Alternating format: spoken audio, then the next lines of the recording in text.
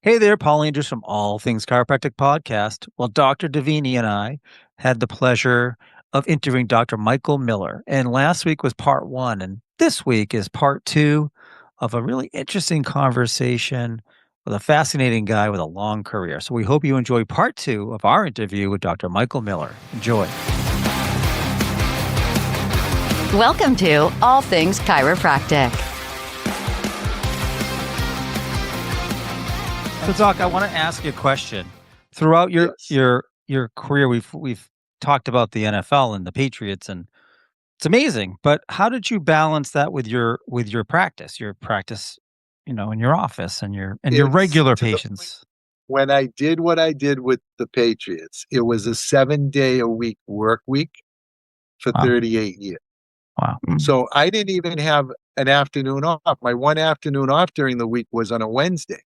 But when people would assume I'd be in the golf course, it's like, you go golfing on your afternoon off? It's like, no, I go to the stadium.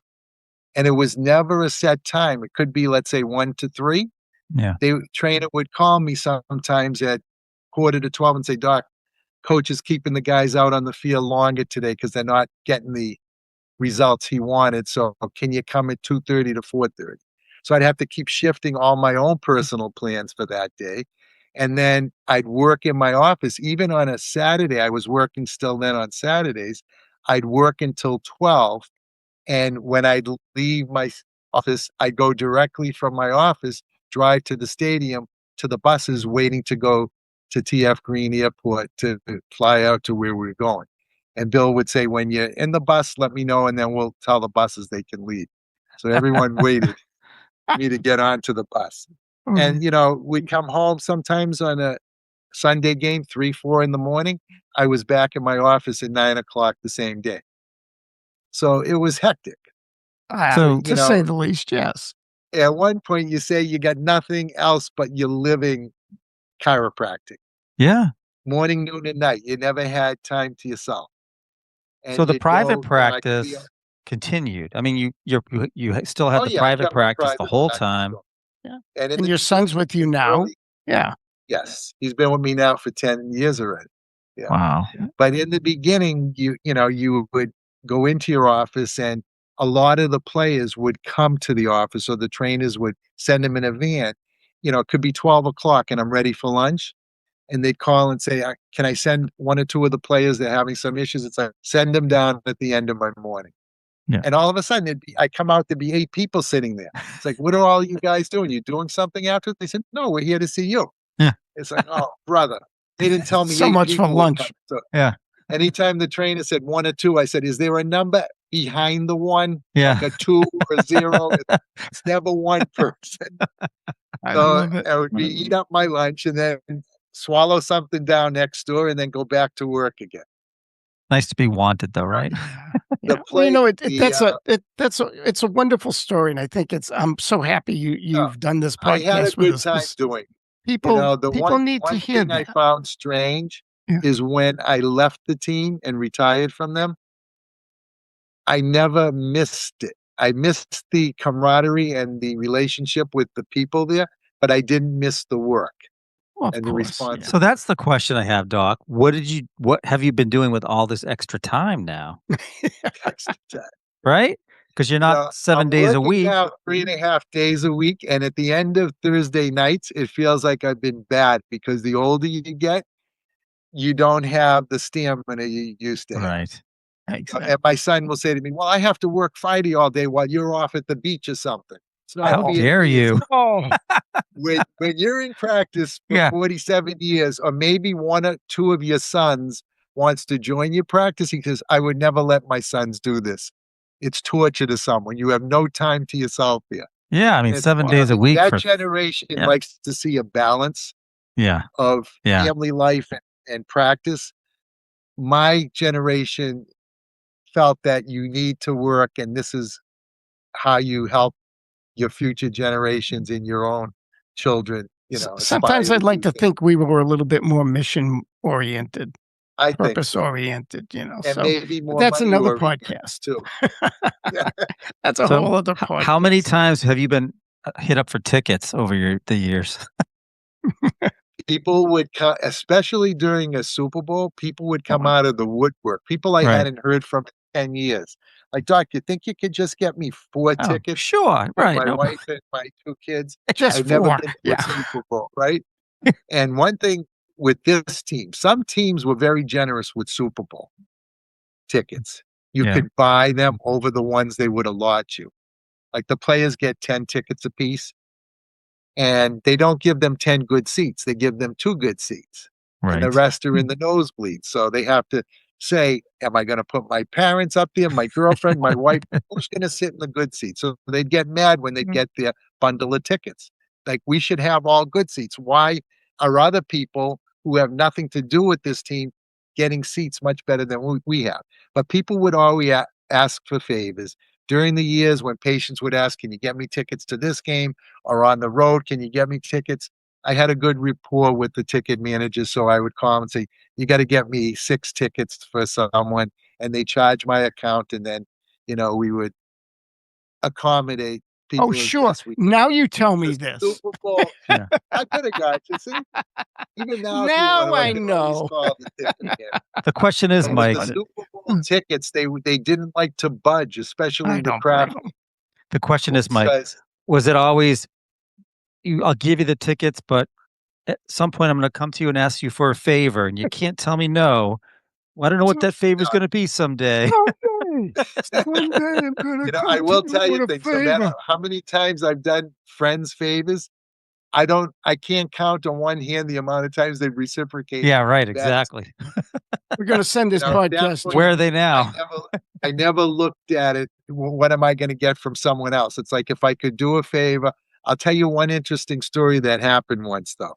A patient of mine, right before the Super Bowl on the AFC Championship game that was played in Foxborough, said, my son, who's 13, has never been to a game. Is it possible? Can you possibly get us 2 good seats? So I called the ticket manager, and he was very accommodating. He said, I can get you 2 right on the 45-yard line, 10 rows from the field. I said, that would be Wow. perfect. I said, this is for a good friend of mine. So he got the tickets, and they're not the championship games, and those at the end of the season, the prices are dictated by the NFL. So they're much lower than what the Patriots tickets would be during the year, which is unusual. But they might have been 150 a piece. So I called him. I said, I've got your tickets. They're $300. I'll pick them up at your office. I said, okay. A day before the game, I get a call from the ticket manager. Hi, Doc. This is so and so. I said, yeah, what's going on? He says, we got a problem here. Oh, I no. said, what kind of problem? He says, apparently your tickets went on Craigslist for $5,000. Oh, no. As an Oh my employee of the team, God. you're not allowed to resell them. Right. I said, I never resold anything. This went to a patient of mine that I did a favor to. Yeah. So he says, well, I Wow. have to notify ownership about this because it's a serious infraction. It's like, well, you can notify them all you want, but I had nothing to do with it. He says, Right. well, I just want to let you know the tickets have been canceled. Yeah. So I called the Wow. patient and I said, you know what? I said, I have something to take up with you because I did you a favor as a good deed so your son could enjoy a game.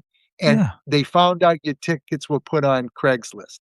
He goes, well, I only did that to show him how much I could get for the tickets, Yeah, but I right. didn't intend to Right. sell them. I said, Yeah. well, let me tell you something. Neither one of you are going to the game tomorrow. Yeah. It's been canceled. Well, what about the money I paid you? It's like, I don't know if they'll even give me back the money. If Yeah. they do, I'll be more than happy to reimburse you. But if they don't, it's your loss for doing what you did. And I talked to Yeah. Kraft after, That's a and he great said, story. That's yeah, a he great says, I'll and a tell you good what, lesson. And a they good gave me lesson. back So the yeah. money and I gave him his money. But it Nice. was just embarrassing because you try to do Yeah. something good for someone and it backfired. Right. Wow. Did he come into the office the next week for an adjustment or no? He came in the office No way. the following year and still asked me for more tickets. I said, I have What? no more connections with tickets anymore. The Especially from you. boldness. Oh my My gosh. God. How did you not throw him out of your office? I was ready to bop him off the head. It was like, Yeah. this is a time, it's like, how much force does it That's take awful. to disconnect the head from the shoulder? Yeah, right. Wow. Well, Well, Doc. we could Wow. definitely do this all day, but We can't. We Amazing. appreciate Really, Thank you. yeah, we really appreciate you sharing your experience, all Very your interesting stories, your stories. Yeah. time. I know this is gonna You be know, a special one. I did write a chapter for a neurosurgical textbook.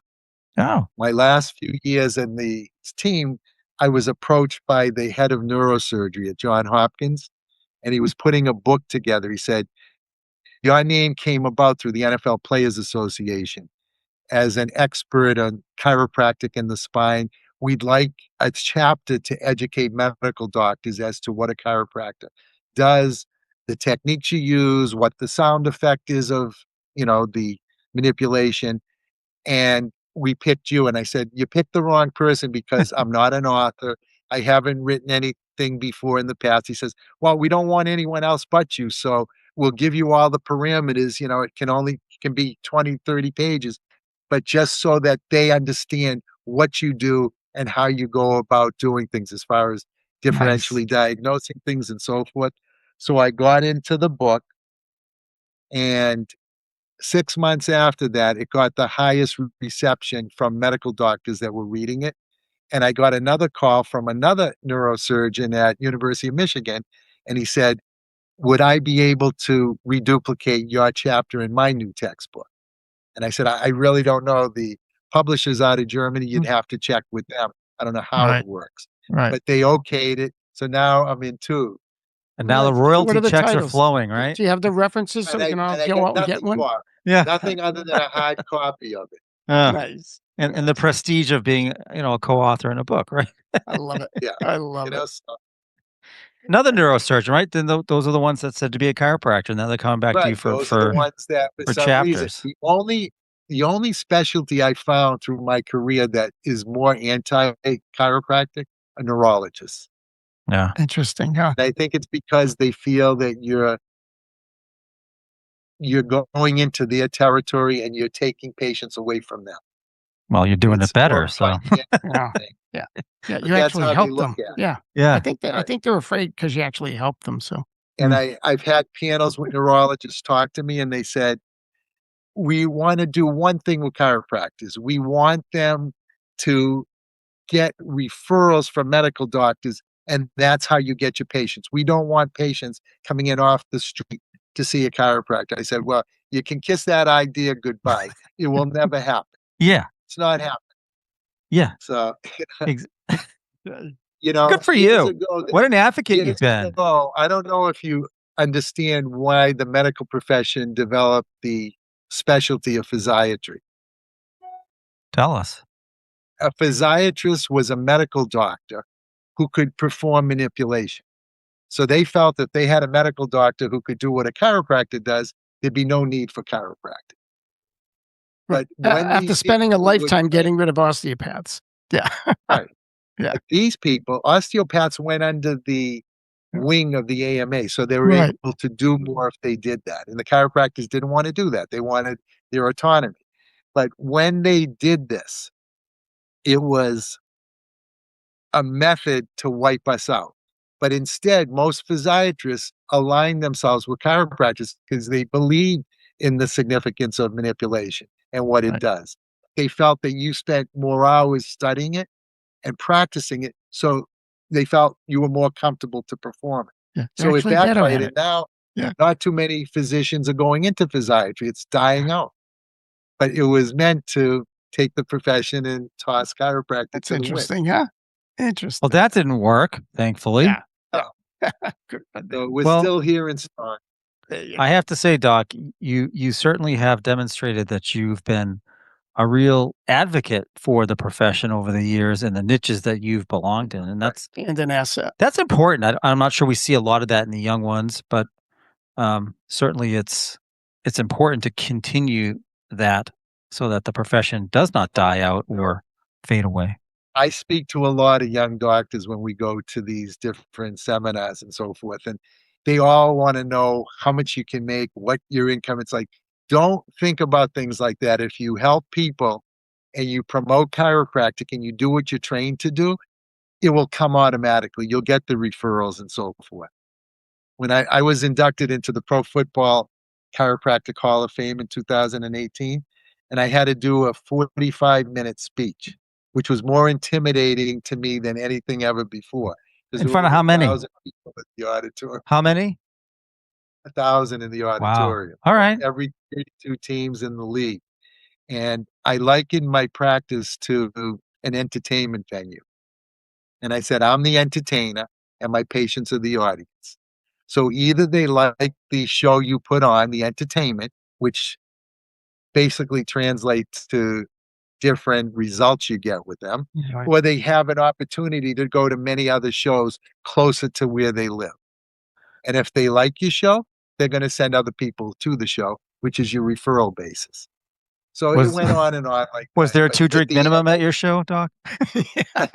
I had people coming up to me and say, "You don't really look at your practice as entertainment, do you?" I Yeah. said, "Yes, it's a symbiotic relationship you have with your patient, and I like to tell stories when I'm with my patients of things that have happened."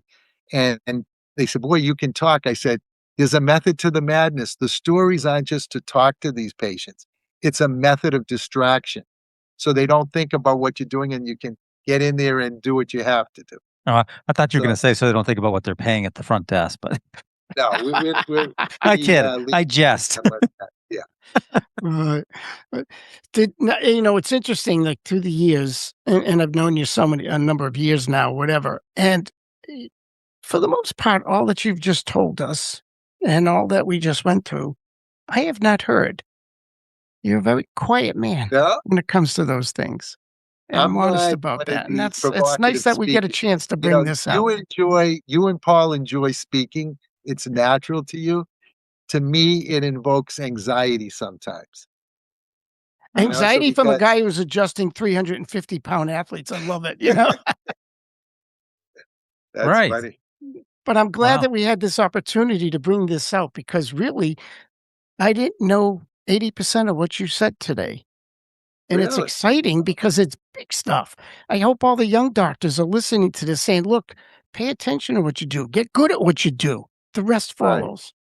And That's it. We advocate for always what tell you them do, you if know? they can learn one thing from us, even with extremity adjustments, anything, one thing that you can go back to your office on Monday, do successfully is going to bring you more success. But I had a doctor once and he said to me, I do it opposite what you do. I go from the opposite side. I do this. It's like, well, doctor, you're doing it incorrectly. If any of my peers that have been in practice observed you, they would say it's incorrect. It wouldn't go well with you if they saw what you were doing. They said, well, my patients still get well. And I said to them, they get well in spite of you, not because of you. That's a different thing. You guys still So friends? fi- Yeah, finally started to listen a little bit. Yeah. I But love it. that generation feels that they know more than you. And when I try to teach some of these doctors, they'll sometimes say, Doctor, you're talking to us like we're students. We're doctors just like you. So we're not a student anymore. You don't have to talk down to us. I said, I'm not talking down, but when you're in my class, you're a student of mine. If you don't want to be, you don't have to stay here. But Right Exactly. on. I've had a good time, a good run with it. And anytime a patient compliments you or sends you a card or a statement they write about you, it makes me feel good. Or a Super Bowl ring or two. Right. Yeah, a couple of those. They cut you in Those on are their good. Craigslist money on those tickets, right? My son looked into how much someone would pay for all 11 rings. And someone from Vegas offered a couple of $1 million. But he says, Dad, you could sell some of these. You're never going to wear them all. I said, no, no, no. Those are not things I would sell if they offered me $10 million. Look at you. There's blood, sweat, Look and tears that went into each and every one of them, and they're meaningful to me. Yeah. So it's my history that I will not part with But until he hasn't made that same promise, has he? Yeah. no. Well, Put it in he's the with the will. Revolution. He's with the New England Revolution, but they so far have not come to any big championships yet. Right. So I'm Well, after hoping the for his FIFA, I sake think that soccer's really made a revival in this Doc country did as a make it, but yeah. So, well, Doc, this has been yes, amazing. I'm thank speechless you, Paul. because there's been so much wonderful, good stuff, not just with the stories, Absolutely. but with your passion and your advocacy for the profession. I think it really is a great example for everyone out there. So thanks again for being with Thank us, you. Dr. Michael Miller. We appreciate you It's so my much. pleasure. Thank Thank you. you. Thank Thanks you. again Thank for you. listening to another episode of All Things Chiropractic. I'm Paul Andrews. I'm Dr. Mark Davini. Thank you all. Thanks for listening to All Things Chiropractic. We'd love to hear from you. Visit allthingschiropractic.com with comments, episode ideas, or questions. Or connect with us on Facebook and Instagram at All Things Chiropractic Podcast.